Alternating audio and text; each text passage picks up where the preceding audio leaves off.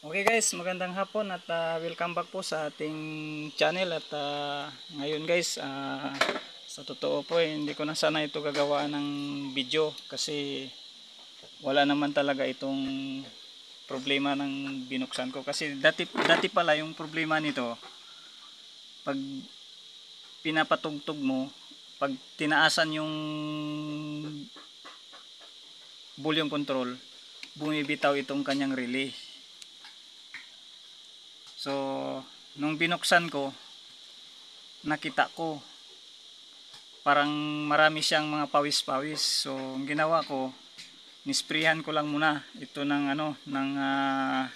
contact cleanser. So, nang pag-spray ko, tinisting ko ulit, good na siya. So, hindi ko na sana ito gagawa ng video, pero yung sa akin lang, ginawaan ko na lang ng video para sa mga baguhan dyan, kung sakasakaling maka-encounter kayo ng ganito. So, subukan nyo munang sprayhan, linisan nyo muna kasi nakikita ko unang bukas ko dami talagang pawis, parang may corrosion siya pa. So ganun lang ginawa ko. So ngayon kahit gaano kalakas yung volume mo, hindi na siya bumibitaw.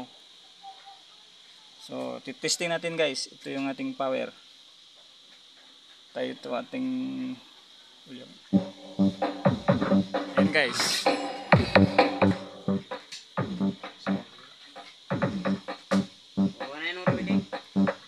so good na siya guys, hindi na siya bumibitaw yung ating relay. Dati kasi bumibitaw siya, ngayon kahit anong lakas mo hindi na siya bumibitaw.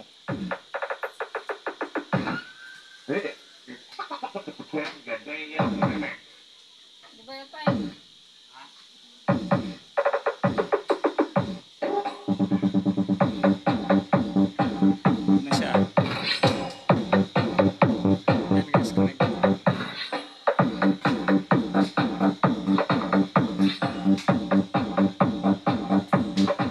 So yan guys, hindi na siya bumibitaw. Hindi kagaya ng dati, counting pihit lang natin dito, bumibitaw agad yung kanyang relay. So wala tayong pinanitan dyan. Ginawa lang natin na nilinisan ko lang. So kung hindi talaga siya nadala sa linis, dito ako magto-troubleshoot sa kanyang relay driver. At saka dito sa kanyang mga pre-driver. Itong C2383 at saka yung A1013 at saka yung 5401, 55551, minsan tinatamaan din yan.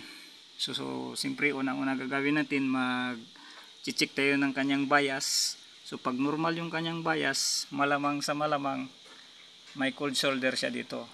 So nadali natin sa pa-spray lang. So swerte natin, hindi na tayo natagalan sa pagtrabaho. So hanggang dito na lang guys, at pag maka-encounter kayo ng ganito, subukan nyo munang sprayan ng cleanser, baka sakaling madala siya. So pa-promote naman po sa ating channel, kung napadaan ka lang sa ating channel o bago ka pa lang sa ating channel, hindi ka pa nakapag-subscribe, please paki-subscribe naman po. Napaka-importante yan guys, para lagi kang updated sa mga next videos na ilalabas natin.